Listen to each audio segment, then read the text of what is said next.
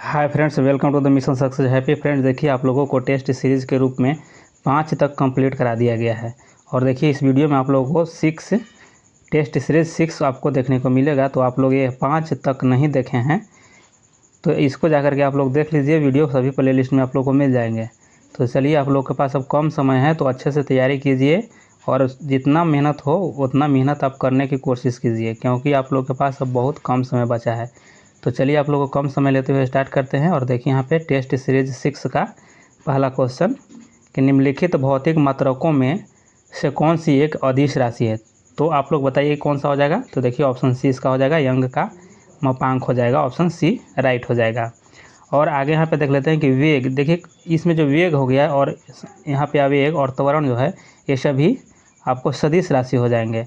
और सदिश राशि कौन कौन होते हैं। तो देखिए वेग होते हैं, आवेग होते हैं, त्वरण होता है, विस्थापन होता है, फिर बल होता है आपको, फिर संवेग होता है, संवेग होता है। तो ये सब याद रखिएगा आप लोग। और यहाँ पे देख लेते हैं 2 नंबर प्रश्न है आपको। यहाँ पे है कि डैश आँखों को लेंस की फोकल लंबाई समायोजित करने में मदद करता है। तो यहाँ कौन हो जाएगा। तो यहाँ पे आपको ऑप्शन यानी डी हो जाएगा, सिलियरी बॉडी जो होगा। क्या सिलियरी बॉडी हो जाएगा। ऑप्शन डी राइट हो जाएगा। और इसको बारे में देख लेते हैं कि आँख जो है ना, आँख किस तरह काम करता है। जिस तरह से कैमरा है ना, कैमरा की भांति आँख काम करता है। और आपको जैसे कॉर्निया जो होता है, क्या कॉर्निया, यही आपको जब नेत्रदान दिया जाता ना है तो कॉर्निया को ही दान में दिया जाता है। नेत्रदान में कॉर्निया को ही दान में दिया जाता है। और एक रेटिना जो यहाँ पे है, रेटिना पर जो वस्तु का प्रतिबिंब बनता ना है वह आपको उल्टा बनता है। कैसा बनता है। उल्टा बनता है और एवं वास्तविक बनता है। कैसा वास्तविक बनता है। तो याद रखिएगा इस बात को। चलिए आगे देख लेते हैं। यहाँ पे 3 नंबर है कि यदि एक आयरन जिस पर 1000 वाट अंकित है तो प्रतिदिन 3 घंटे चलाया जाता है, तो उसके द्वारा 30 दिनों में उपभोग की गई वस्तु का किलोवाट घंटा में होगी तो क्या होगा। तो इसका ऑप्शन आपको डी हो जाएगा। ऑप्शन डी 90 हो जाएगा। चलिए आगे यहाँ पे देख लेते हैं। यहाँ देखिए 4 नंबर है कि यहाँ थोड़ा सा कटिंग हो गया है, थोड़ा सा इसको थोड़ा सा आप लोग समझ लीजिएगा। तो देखिए यहाँ पे 4 नंबर का हो जाएगा आपको कि निम्न में से किस सिद्धांत के अनुसार कोई रॉकेट अंतरिक्ष में कार्य करता है। तो किस सिद्धांत पर करता है। तो देखिए ऑप्शन आपको ये राइट हो जाएगा, संवेग संरक्षण का सिद्धांत हो जाएगा। संवेग संरक्षण का सिद्धांत हो जाएगा। और देख लीजिए न्यूटन के द्वितीय नियम के साथ न्यूटन के तृतीय नियम के समायोजन का एक बहुत ही महत्वपूर्ण परिणाम है जिसे संवेग संरक्षण का नियम कहते हैं। और देख लीजिए जब जैसे समझ लीजिए थोड़ा सा कि जब कोई वस्तु पृथ्वी की ओर गिरती है तो उसका वेग बढ़ जाता है, उसका वेग जो होता है ना है बढ़ जाता है। और इसमें संवेग भी बढ़ जाता है, वेग के साथ संवेग भी बढ़ता है। और रॉकेट में गैस अत्यधिक वेग से जब पीछे की ओर धकेलती है ना तो रॉकेट ऊपर की ओर जाता है। और यह संवेग संरक्षण के सिद्धांत पर ही काम करता है। चलिए आगे यहाँ 5 नंबर देख लेते हैं कि यदि आप एक गिलास को पानी और बर्फ़ से पूरी तरह भरते हैं और बर्फ़ पूरी तरह गल जाती है तो क्या होगा। तो यहाँ पे क्या होगा। तो देखिए 5 नंबर क्वेश्चन हो जाएगा यहाँ पे कि जब यह हो जाएगा ना, यह आपको अपरिवर्तित रहता है, जल स्तर पूर्ववर्त रहेगा। देखिए यहाँ पर लिखा हुआ है कि जल स्तर पूर्ववर्त रहेगा, यानी अपरिवर्तित रहेगा। कहेंगे अपरिवर्तित रहेगा तो आपको उसको समझना है। और इसमें क्या होता है कि जब बर्फ़ पानी में तैरती है तो उसके आयतन का, देखिए आयतन का 1/10 भाग जो है पानी के ऊपर रहता है तथा 9/10 भाग पानी के भीतर रहता है। तो इस बात को समझिएगा आप लोग। और जब ये पिघल जाता है पूरा पानी, पूरा बर्फ़ जब पिघल जाएगा ना तो वह गिलास में पूछता है कि गिलास से गिरेगा या क्या होगा। तो वह अपरिवर्तित रहेगा, नहीं गिलास में जितना पानी रहेगा उतना ही ज्यों के त्यों होता है। तो चलिए आगे यहाँ पे देख लेते हैं 6 नंबर देख लीजिए कि बिग। तो बिग का क्या है तो स्मॉल हो रहा है। तो यहाँ हाइट है तो हाइट को क्या हो जाएगा, लो हो जाएगा। ऑप्शन ये आपको राइट हो जाएगा। आगे देख लेते हैं यहाँ पे देखिए 7 नंबर है कि choose the correct spelled word. तो यहाँ पे क्या हो जाएगा आपको 7 का आंसर आपको डी हो जाएगा, राइट हो जाएगा। ऑप्शन डी राइट हो जाएगा। और यहाँ देख लेते हैं 8 को देखिए कि अविभाज्य में कौन सा समास है। तो इसमें कौन सा समास हो जाएगा। देखिए बहुव्रीहि हो जाएगा। ऑप्शन ये आपको राइट हो जाएगा। और बहुव्रीहि समास किसे कहते हैं। तो बहुव्रीहि समास आप समझ लीजिए कि समास का वह रूप जिसमें 2 पद मिलकर तीसरा पद का निर्माण करते हैं तब वह तीसरा पद प्रधान होता है, बहुव्रीहि कहलाता है, बहुव्रीहि कहलाता है। चलिए आगे देख लेते हैं। यहाँ पे 9 नंबर क्वेश्चन हो जाएगा आपको। 9 नंबर यहाँ पे है कि मैं रोटी खाता हूँ, यह वाक्य किस वाच्य में है? तो किस में हो जाएगा? तो यहाँ पे आपको हो जाएगा ऑप्शन ए हो जाएगा, कर्तरीवाच्य हो जाएगा। क्या हो जाएगा? कर्तरीवाच्य हो जाएगा। और कर्तरीवाच्य किसे कहते हैं? यदि किसी वस्तु में कर्ता के लिंग, वचन या पुरुष के अनुसार वाक्य में प्रयुक्त किया जाता हो या परिवर्तन होता है, उसे कर्तरीवाच्य कहते हैं। चलिए आगे यहाँ देख लीजिए, 10 नंबर देख लेते हैं कि होश शब्द का प्रयोग सदैव होता है। तो होश शब्द का प्रयोग कहाँ होता है? तो देखिए यहाँ पे बहुवचन में होता है। क्या? बहुवचन में होता है। जैसे होश शब्द बहुवचन में प्रयोग होता है, जैसे उसके होश उड़ गए, उसके होश उड़ गए, तो यह बहुवचन में प्रयोग होता है। और यहाँ पे देख लीजिए यूपीएससी क्या पूछ रहा है यहाँ पे कि IUPAC नेम पूछा जा रहा है यहाँ पे निम्नलिखित में से। तो ये क्या होगा आंसर यहाँ पे? तो 11 का आपको आंसर हो जाएगा बी हो जाएगा। देखिए कि 1 हेक्सिन और 5 आयन हो जाएगा यहाँ पे, जो यहाँ दिया गया इसके। तो यहाँ पे 1 हेक्सिन और 5 आयन हो जाएगा। तो इसको देख लीजिए, जैसे मान लिया जाए कि एल्केन का सूत्र क्या होता है? एल्केन का सूत्र क्या होता है? तो देखिए कि CnH2n+2 होता है। और एल्कीन का क्या होता है? तो एल्कीन का आपको हो जाएगा CnH2n होता है एल्कीन का। और एल्काइन का क्या होता है? तो एल्काइन का हो जाएगा आपको कि CnH2n-2 होता है, एल्काइन का सूत्र होता है। तो इसे भी याद रखना है। और चलिए यहाँ पे आगे देख लेते हैं। यहाँ पे है आपको 12 नंबर हो जाएगा। यहाँ 12 नंबर कि निम्न में से कौन सी दवा एक पीड़ाहारी है? तो इसमें पीड़ाहारी दवा कौन हो जाएगा? तो ऑप्शन ए हो जाएगा। देखिए नोवल्जीन हो जाएगा ना, यह आपको पीड़ाहारी हो जाएगा। और पीड़ाहारी में क्या क्या होता है? तो और थोड़ा सा देख लीजिए यहाँ पे जो लिखा हुआ है ऑप्शन सी में, स्ट्रेप्टोमाइसिन जो है, और क्लोरोमाइसिटिन हो जाएगा, और पेनिसिलिन हो जाएगा। यह प्रमुख एंटीबायोटिक है। यह जो सभी है ना, तीनों जो है ये सब एंटीबायोटिक दवा है। और यहाँ पे देख लेते हैं आपको 13 को देखिए, निम्नलिखित में से कौन पॉलिस्टर बहुलक के रूप में वर्गीकृत किया जाता है? तो 13 का क्या हो जाएगा आंसर? 13 का आपको हो जाएगा ऑप्शन ए हो जाएगा आपको। देखिए यहाँ पे टेरिलीन हो जाएगा, ऑप्शन ए टेरिलीन हो जाएगा। चलिए आगे देख लेते हैं। यहाँ पे 14 को देख लेते हैं। 14 में हो जाएगा कि निम्नलिखित में से कौन सा रासायनिक समीकरण संतुलित है? तो इसमें संतुलित कौन किया गया है यहाँ पे देखना है। तो देखिए ऑप्शन डी जो है यह संतुलित है।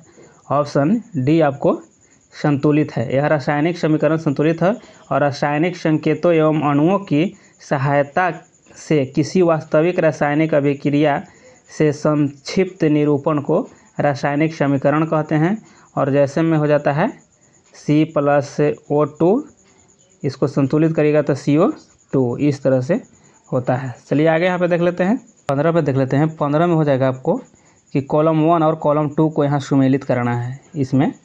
और इसमें दिया है स्पीसीज दिया गया है, इलेक्ट्रॉनिक विन्यास, इसी को सुमेलित करना है। तो यहाँ पे देख लीजिए ऑप्शन ए इसका ए हो जाएगा, यानी ए का आपको 4 में चला जाएगा, और बी जो है बी आपको 3 में जाएगा, और यहाँ पे सी जो है आपको सी जाएगा आपको 1 में जाएगा, और डी जो है आपको 2 में जाएगा। यह है आपको सुमेलित हो गया। तो चलिए आगे देख लेते हैं। 16 नंबर प्रश्न देखते हैं कि लिखित में से कौन बहुलक नहीं है? तो इसमें बहुलक नहीं है, तो यहाँ ऑप्शन ए हो जाएगा। देखिए घी जो है यह बहुलक नहीं है, और यह वासा है। यह बहुलक न होकर के क्या है? तो यह वासा है, यह वासा है। और इसके बारे में थोड़ा सा जान लेते हैं कि इसमें विटामिन ए, विटामिन डी तथा विटामिन ई पाया जाता है। और बहुलक एक रासायनिक यौगिक है जिसके अणु पुनरावृत्ति संरचनात्मक इकाइयों में एक साथ जुड़े रहते हैं। जैसे में क्या हो जाएगा? नाइलॉन हो जाएगा। क्या? नाइलॉन हो जाएगा। फिर आपको कौन सी हो जाएगा? तो आपको पॉलीस्टाइल हो जाएगा। शॉर्ट में लिख रहे हैं आप लोग, समझ लीजिए पॉलीस्टाइल हो जाएगा। फिर आपको पॉलीइथेलाइन हो जाएगा। देखिए यहाँ पे थोड़ा सा लिखते हैं इथाइलिन। यह सभी जितना है आपको यह बहुलक है। चलिए आगे देख लेते हैं। यहाँ पे देखिए 17 नंबर देख लेते हैं कि कौन सा सुमेलित है? तो इसमें कौन सुमेलित हो जाएगा? तो 17 का आंसर आपको हो जाएगा, ये हो जाएगा। यहाँ देखिए ग्लैक्टोज मोनोसैकेराइड हो जाएगा, आपको ऑप्शन सही हो जाएगा। और यहाँ पे ग्लैक्टोज सबसे सरल कार्बोहाइड्रेट है, सबसे सरल जो है ना, यही ग्लैक्टोज जो है सबसे सरल कार्बोहाइड्रेट है। और देखिए कार्बोहाइड्रेट का सामान्य सूत्र क्या होता है? कार्बोहाइड्रेट का सामान्य सूत्र आपको हो जाएगा, देखिए CH2O और हॉल यहाँ पे N हो जाएगा, देख लीजिए यह आपको कार्बोहाइड्रेट का सूत्र हो जाता है। और आगे देख लेते हैं यहाँ पे 18 को यहाँ पे देख लीजिए कि इथेन जिसका आणविक सूत्र C2N6 है के पास है, तो यहाँ हो जाएगा 18 का आपको B हो जाएगा, यानी से देखिए यहाँ पे लिखा हुआ है 7 सहसंयोजक बंध, यहाँ पे ऑप्शन B आपको राइट हो जाएगा। आगे यहाँ पे देख लेते हैं 19 को। देखिए 19 में है कि कैल्शियम कार्बाइड में 2 कार्बन परमाणुओं के बीच कितने प्रकार के बंध है? तो कितने प्रकार का हो जाएगा? तो यहाँ ऑप्शन देखिए B हो जाएगा, 1 सिग्मा और 2 पाई होता है, 1 सिग्मा और 2 पाई बॉन्ड होता है।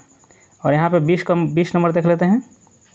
20 में है कि प्रसहारी कोशिकाएँ आई और यहाँ पे शलाका तथा शंकु उपस्थित होते हैं, शलाका और शंकु उपस्थित होते हैं, तो यहाँ 20 का C हो जाएगा, 20 का C हो जाएगा। रेटिना में कहाँ होता है?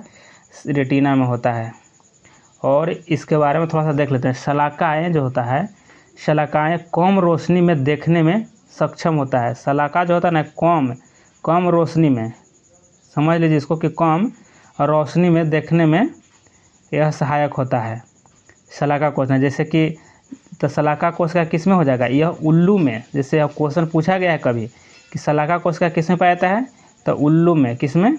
उल्लू में पाया जाता है, इसीलिए कम रोशनी माने अंधेरा में भी वह देखता है और रात्रि दृष्टि प्रदान करता है। जैसे वो उल्लू को देखबे करते हैं कि उल्लू जो है जितना रात में दिखता है, तो शलाका कोशिका यह उल्लू में पाया जाता है। शंकु कोशिका जो हो गया आपको, यह मानव में पाया जाता है। मानव में कच्चा द्रव लेंस और दृष्टिपटल रेटिना के बीच मौजूद होता है और दृष्टिपटल में अंदर से बाहर तक तंत्रिकाएं कोशिकाओं की 3 परतें होती है। तो क्या क्या होता है? तो गुच्छिका होता है, क्या देख लीजिए यहाँ पर थोड़ा सा, गुच्छिका होता है और द्विध्रुवीय होता है, क्या द्विध्रुवीय होता है। और फिर आपको प्रकाशकीय होता है, प्रकाशग्राही होता है, प्रकाशग्राही होता है। तो यह सब समझ लीजिए आप लोग बात थोड़ा सा। और देखिए आइरिस जो है ना, रेटिना में प्रवेश करने वाले प्रकाश की मात्रा को नियंत्रित करता है। आइरिस जो है ना, आइरिस यही आपको प्रकाश को नियंत्रित करता है आँख में जब कहीं से प्रकाश आती है। तो चलिए आगे देख लेते हैं 21 को। निम्नलिखित में से किस पौधे से छोटी इलायची प्राप्त की जाती है? तो छोटी इलायची प्राप्त की जाती है, तो देखिए ऑप्शन यहाँ पे C हो जाएगा, एल्टेरिया कार्डोमोम हो जाएगा, यहाँ पे ऑप्शन C हो जाएगा। चलिए आगे यहाँ पर देख लीजिए 22 को देखते हैं कि विटामिन के बारे में कौन सा तथ्य सही नहीं है? तो विटामिन के बारे में कौन सा तत्व सही नहीं है? तो यहाँ पे ऑप्शन D हो जाएगा, यह पाचन में सहायक होते हैं, यह सही नहीं है, यह कथन गलत हो जाएगा। और विटामिन की खोज किसने किया था? तो फंक किए थे, देखिए यहाँ पे लिखा हुआ है, जैसे फंक किए थे। और कब किया गया था फंक के द्वारा? तो 1911 में किया गया था। और विटामिन जैव उत्प्रेरक है, विटामिन जो है जैव उत्प्रेरक है। और जल में घुलनशील विटामिन कौन कौन हो जाएगा? तो B और C है, जल में घुलनशील विटामिन होता है। और वसा में घुलनशील कौन कौन हो जाएगा? तो वसा में, तो देख लीजिए यहाँ पे आप लोग कि वसा में होता है A होता है, D होता है और E और K होता है, ये सभी वसा में घुलनशील होते हैं।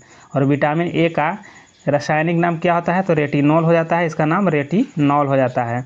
और विटामिन C का रासायनिक नाम क्या होता है? तो विटामिन C को जो होता है ना, एस्कॉर्बिक अम्ल होता है, एस्कॉर्बिक अम्ल होता है, इसको समझ लीजिए। चलिए आगे देख लेते हैं यहाँ पे 23 नंबर देख लेते हैं कि नीचे लिखे कवकों में से कौन सा खाने के लिए उपयुक्त है? तो इसमें कौन हो जाएगा? तो 23 का आंसर आपको C हो जाएगा। देखिए मोरकेला एक्सुलेंटा हो जाएगा, मोरकुला एक्सुलेंटा हो जाएगा, ऑप्शन आपको C हो जाएगा। और आगे यहाँ पे देख लीजिए, जैसे शैवालों का अध्ययन को क्या कहा जाता है? शैवाल के अध्ययन को यहाँ पे फाइकोलॉजी कहता है। और देखिए शैवाल के अध्ययन को क्या कहता है? फाइकोलॉजी कहा जाता है।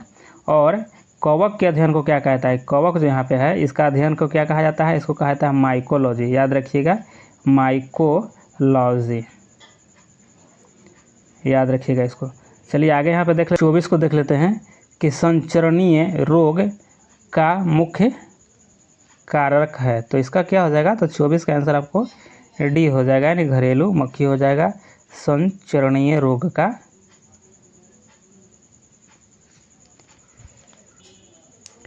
25 नंबर देख लेते हैं कि डिहाइड्रेशन से प्रायः किस पदार्थ की कमी होती है।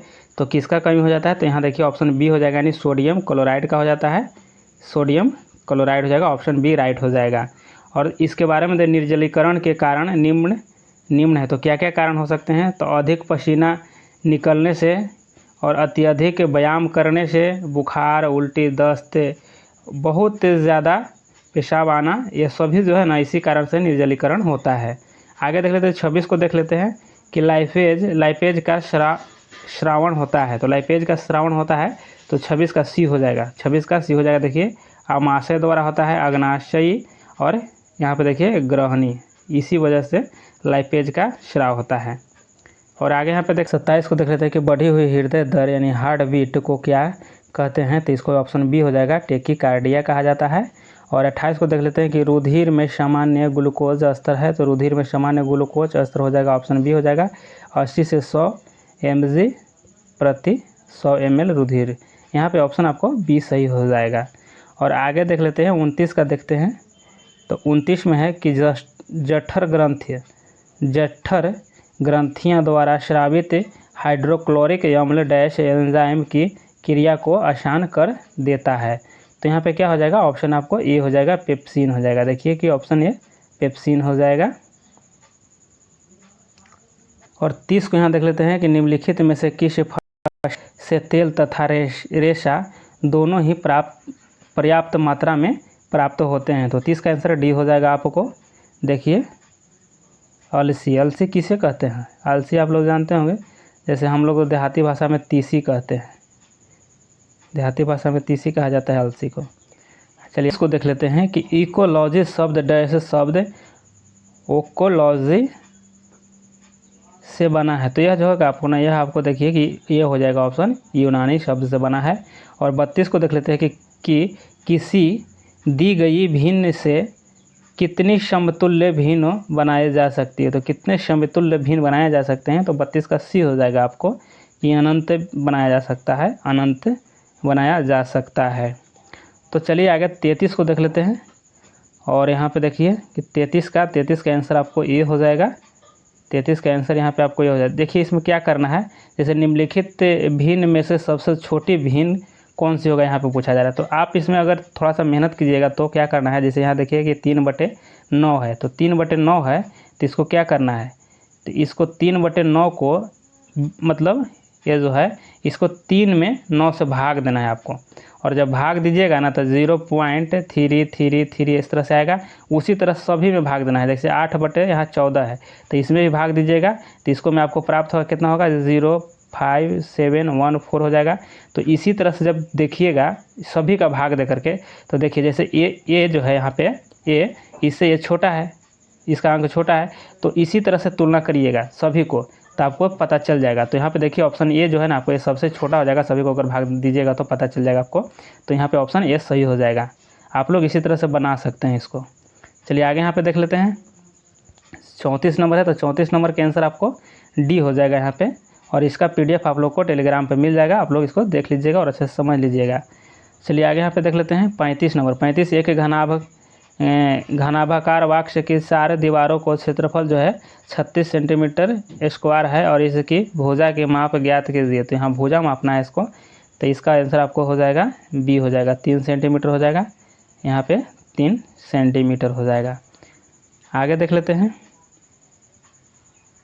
36 नंबर देख लेते हैं, निम्नलिखित में से किसने भारतीय होम रूल लीग की स्थापना की।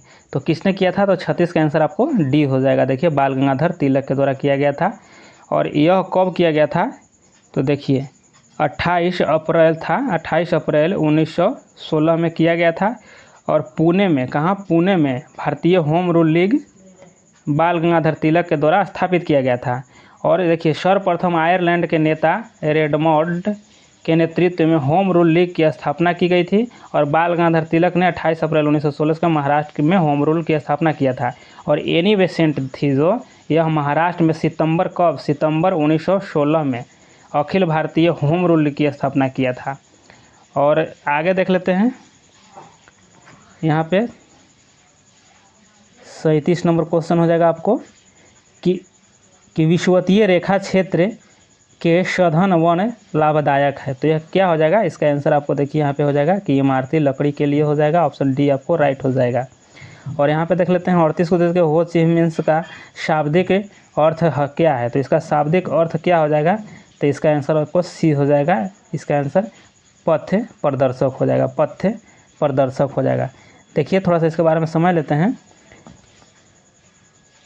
इसके बारे में कि द्वितीय विश्व युद्ध में जापान के आत्मसमर्पण के बाद हो ची मिन्ह ने सन 1945 ईस्वी में वियतनाम लोकतांत्रिक गणराज्य की स्थापना की और वहाँ पे यह अध्यक्ष उसका बन गए थे। और हो ची मिन्ह मार्क्सवादी विचारधारा से प्रभावित थे और उन्होंने 1925 ईस्वी में वियतनामी क्रांतिकारी दल और 1930 ईस्वी में वियतनामी कम्युनिस्ट पार्टी तथा वियत मिन्ह की स्थापना किए थे। आगे देख लेते हैं यहाँ पे 39 नंबर क्वेश्चन कि आत्मनिर्भर हस्तशिल्पकार योजना किस मंत्रालय के अंतर्गत प्रारंभ की गई। तो किस मंत्रालय के अंतर्गत प्रारंभ की गई थी, तो यहाँ देखिए ऑप्शन डी हो जाएगा कि पूर्वोत्तर क्षेत्र विकास मंत्रालय के द्वारा यह किया गया था। आगे देख लेते हैं 40 नंबर के नाबार्ड ने प्राकृतिक खेती को बढ़ावा देने के लिए किस कार्यक्रम की शुरुआत की थी। तो 40 का आंसर आपको बी हो जाएगा, जीवा हो जाएगा। क्या हो जाएगा, ऑप्शन यहाँ पे बी जीवा हो जाएगा। और नाबार्ड जो था इसका स्थापना कब हुआ था, तो नाबार्ड की स्थापना 12 जुलाई 1982 में किया गया था। नाबार्ड की स्थापना 12 जुलाई 1982 ईस्वी में। और यह जो है यह कृषि एवं ग्रामीण विकास के लिए भारत की सर्वोच्च वित्तीय संस्था है। नाबार्ड जो है इसका, तो यह कृषि एवं ग्रामीण विकास के लिए भारत की सर्वोच्च वित्तीय संस्था है। आगे देख लेते हैं यहाँ पे 41 नंबर देखते हैं। 41 की निम्नलिखित समानांतर श्रेणी में के का मान ज्ञात कीजिए। तो यहाँ पे के का मान पूछा जा रहा है, तो इसको जब हल कीजिएगा तो यहाँ पे इसका आंसर 40 का ये हो जाएगा। देखिए -25 हो जाएगा। चलिए आगे यहाँ पे देख लेते हैं भारतीय महासागर में सबसे छोटी द्वीप देश कौन सा है। तो सबसे छोटा द्वीप देश पूछा जा रहा है यहाँ पे। तो यहाँ पे आंसर आपको हो जाएगा डी हो जाएगा, मालदीव हो जाएगा। ऑप्शन डी मालदीव हो जाएगा। और यहाँ पे देख 43 को देख लेते हैं यहाँ पे कि land of the golden pagoda किसे कहा जाता है। तो यह कहा जाता है म्यांमार को। किसे कहा जाता है, ऑप्शन ए हो जाएगा, म्यांमार को कहा जाता है। और कीवी का देश किसे कहा जाता है, कीवी का देश किसे कहा जाता है, तो न्यूजीलैंड को कहा जाता है। और ड्रैगन का देश किसे कहा जाता है, तो यह चीन को कहा जाता है ड्रैगन का देश। और कंगारुओं का, तो यह कंगारुओं का ऑस्ट्रेलिया कहा जाता है। प्यासी भूमि का देश ऑस्ट्रेलिया को कहा जाता है। और काला महादेश किसे कहा जाता है, तो काला महादेश अफ्रीका को कहा जाता है। और भारत का बोस्टन किसे कहा जाता है, तो अहमदाबाद को भारत का बोस्टन कहा जाता है, अहमदाबाद को। चलिए आगे यहाँ पे देख लेते हैं 44 को देखते हैं कि 3 प्रमुख बौद्ध स्थल रत्नागिरी, यहाँ देखिए ललितागिरी एवं उदयगिरी इनमें से किस राज्य में स्थित है। देखिए रत्नागिरी, ललितागिरी और उदयगिरी कहाँ स्थित है, तो 44 का डी हो जाएगा, उड़ीसा में है। 44 का डी उड़ीसा में हो जाएगा। बिहार के प्रसिद्ध बौद्ध स्थल कहाँ है, तो बिहार का हो जाएगा आपको बोध गया हो जाएगा। कहाँ हो जाएगा, बोध गया में हो जाएगा आपको। और उत्तर प्रदेश में सारनाथ, कुशीनगर एवं श्रावस्ती प्रमुख बौद्ध स्थल है। उत्तर प्रदेश में कहाँ सारनाथ हो जाएगा, फिर आपको कहाँ हो जाएगा, कुशीनगर हो जाएगा जहाँ पे इनकी मृत्यु हुई थी बौद्ध जी को। और श्रावस्ती में सबसे ज़्यादा उपदेश दिए थे। और यहाँ पे जो आपको सारनाथ था सबसे पहले उपदेश दिए थे। चलिए आगे यहाँ पे देख लेते हैं 45 नंबर को कि गोल्डन गर्ल पुस्तक के लेखक कौन है। तो गोल्डन गर्ल पुस्तक के लेखक हो जाएगा पीटी उषा हो जाएगा। ऑप्शन बी राइट हो जाएगा आपको। पीटी उषा का पूरा नाम क्या है, तो पिलुवालकंडी टेकारपविल्ले उषा हो जाएगा इसका नाम है। और पीटी उषा को ही उड़न परी कहा जाता है। क्या कहा जाता है? उड़न परी कहा जाता है। याद रखिएगा, पीटी उषा को उड़न परी कहा जाता है। और सचिन तेंदुलकर को मास्टर ब्लास्टर के नाम जाना जाता है। मास्टर ब्लास्टर सचिन तेंदुलकर को। और सुनील गावस्कर प्रसिद्ध भारतीय क्रिकेटर है और इसे लिटिल मास्टर कहा जाता है। क्या? लिटिल मास्टर कहा जाता है। चलिए आगे देख लेते हैं 46 नंबर को। यहाँ पे देखिए 46 नंबर देते हैं कि माराडोना एक प्रसिद्ध खिलाड़ी किस खेल के साथ जुड़ा हुआ है। तो ये देखिए फुटबॉल से हो जाएगा। और फुटबॉल जो है ना, फुटबॉल में दिए जाने वाले ट्रॉफियाँ जो होता है, आपको संतोष हो जाता है, या फिर आपको सुब्रोतो हो जाता है, फिर मरडेका हो जाता है। ये सभी आपको फुटबॉल में दिए जाने वाला है। और यह जो यहाँ पे माराडोना जो है, इनकी मृत्यु जो है आपको 2020 में हो गई है। और यह जो है कहाँ से खेलते थे? तो यह है आपको अर्जेंटीना से। कहाँ से? अर्जेंटीना से खेलते थे फुटबॉल। चलिए आगे यहाँ पे देख लेते हैं 47 को। देखिए कि तराइन के प्रथम युद्ध में निम्नलिखित में से किसको पृथ्वीराज चौहान तृतीय ने हराया था? तो किसको? तो ऑप्शन ए देख लीजिए, मोहम्मद गोरी को हराया था, मोहम्मद गोरी को। और कब? तो यह 1191 में।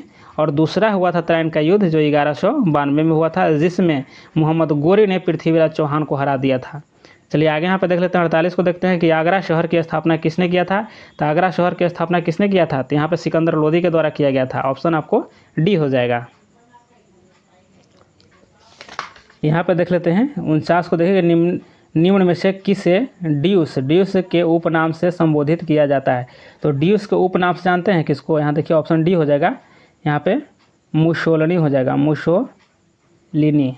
याद रखिएगा, यहाँ पर ऑप्शन डी है, मुसोलिनी को ड्यूस के नाम से जाना जाता है। और इन्हें फासिज्म का जन्मदाता भी कहा जाता है। फासिज्म का यानी फासिस्टवाद का जन्मदाता इन्हीं को कहा जाता है, मुसोलिनी को ही कहा जाता है। और नेपोलियन का उपनाम द लिटिल कारपोरल था।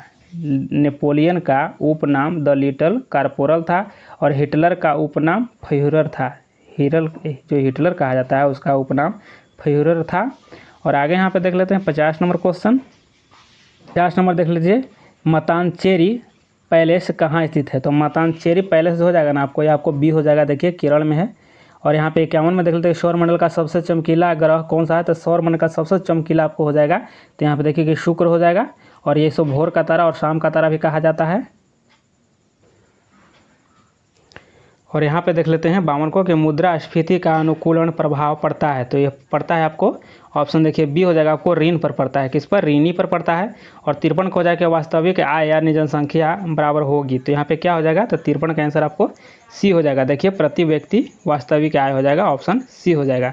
आगे देख लेते हैं यहाँ पे 54 नंबर देखते हैं।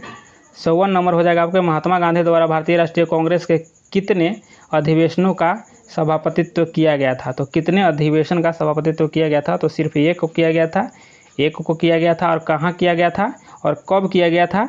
तो देखिए इसे किया गया था 1924 में। कब? 1924 में किया गया था। और कहाँ किया गया था? बेलगांव में।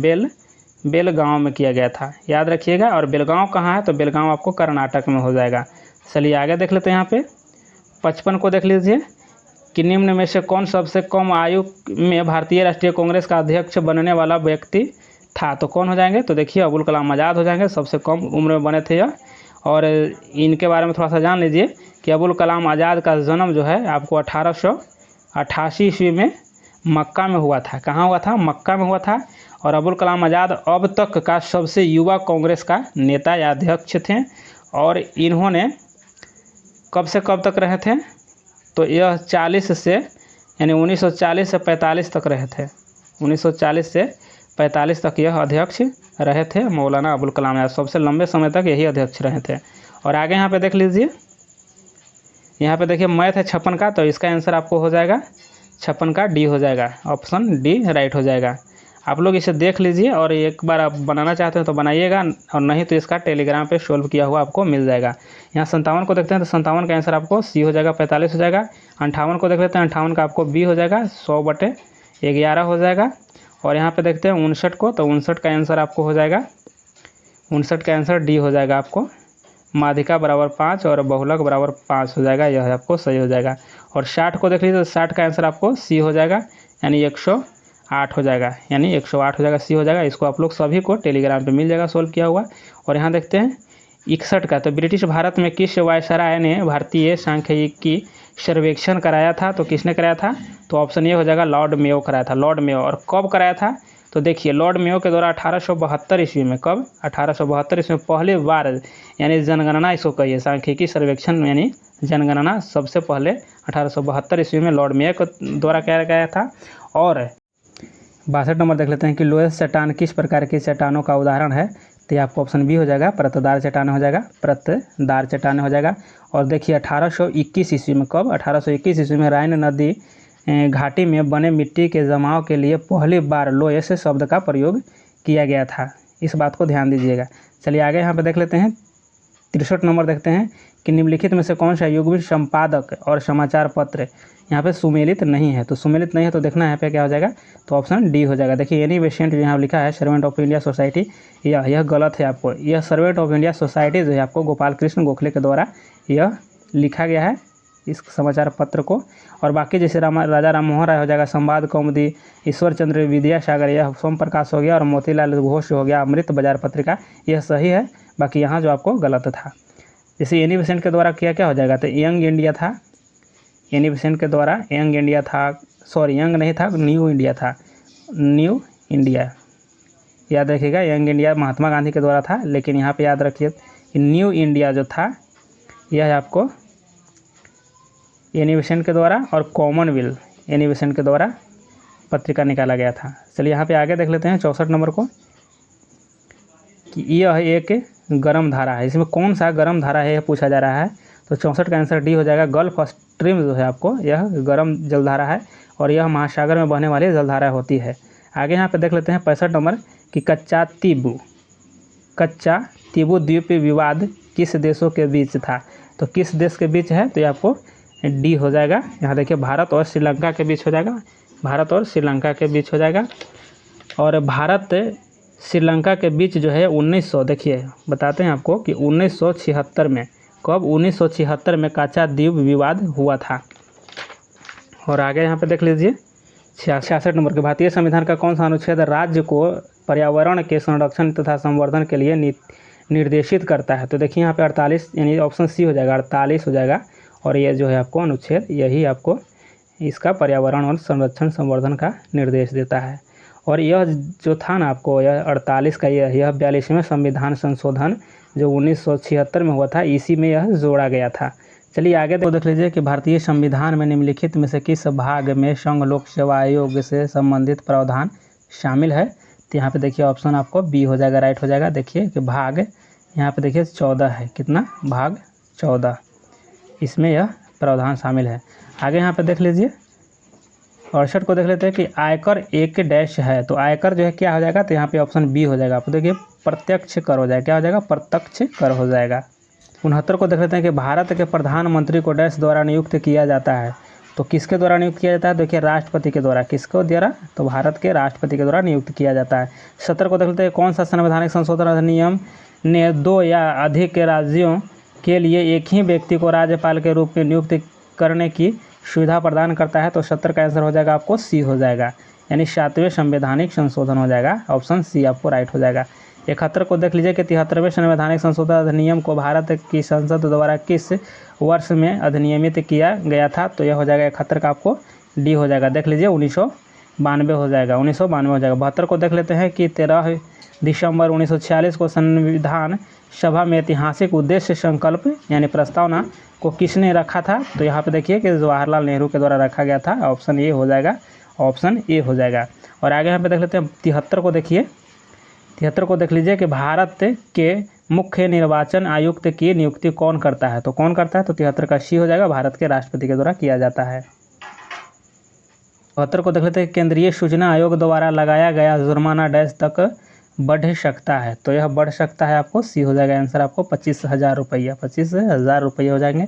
75 को देख लेते हैं कि भारतीय संविधान के किस अनुसूची में दल बदल विरोधी कानून के प्रावधान किए गए हैं? तो दल बदल आपको हो जाएंगे 10 में, दल 10 से 10 और 10 से दल बदल यह आपको 10 में हो जाएगा। और यह जो हुआ था आपको ना 52वां संविधान संशोधन में हुआ था, 52वां संविधान संशोधन। और इसको याद कर सकते हैं कि 5 साल के लिए वोट दो, इसको हम कह सकते हैं कि 5 साल के लिए वोट दो, मैंने 52 हो गया ये।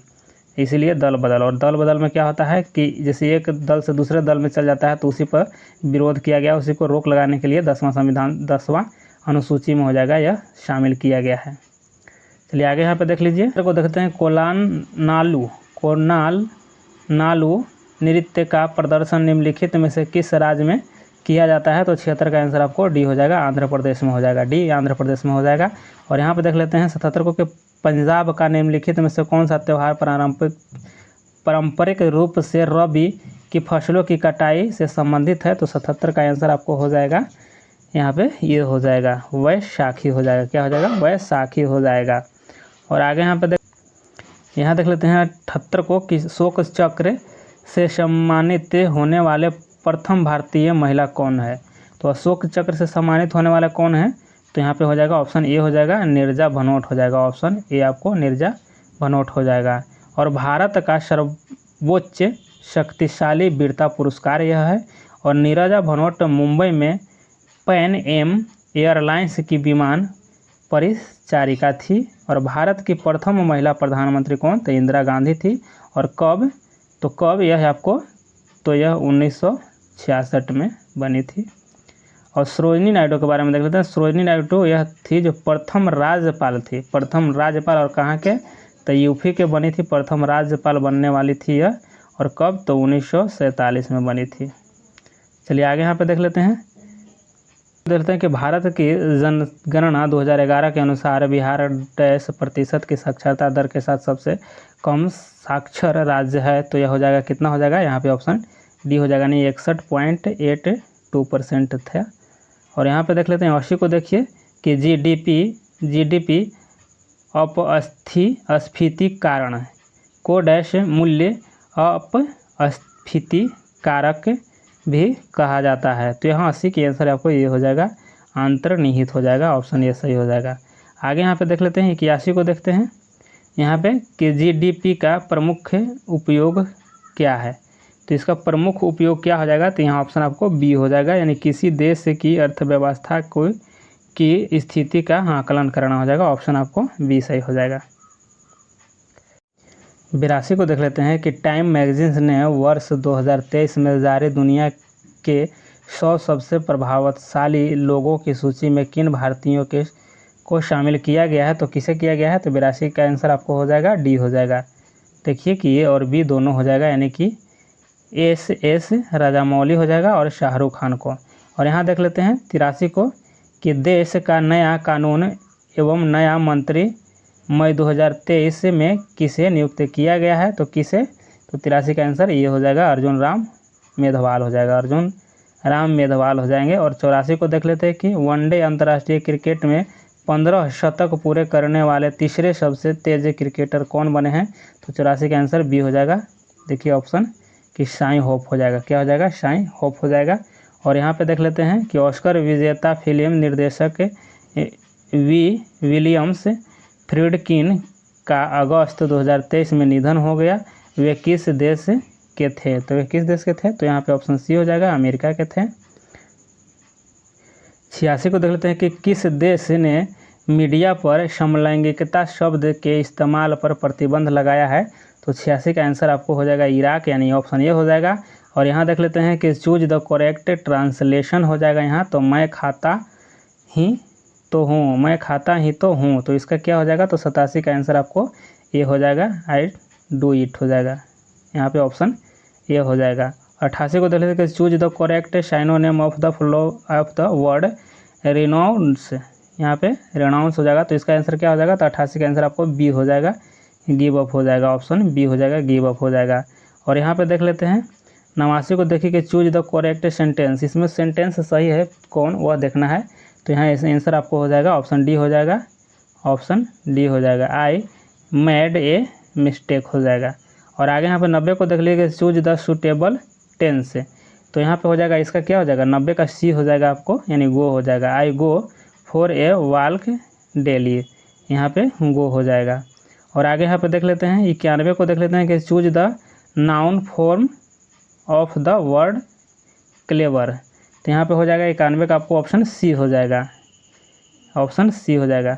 और यहाँ पे देख लेते हैं 92 को देख लें कि किसी पिंड की विराम अवस्था या गतिज की अवस्था में परिवर्तन का विरोध करने की प्रवृत्ति कहलाती है। तो क्या हो जाएगा यहाँ पे ऑप्शन बी हो जाएगा, जड़त्व का हो जाएगा यह नियम।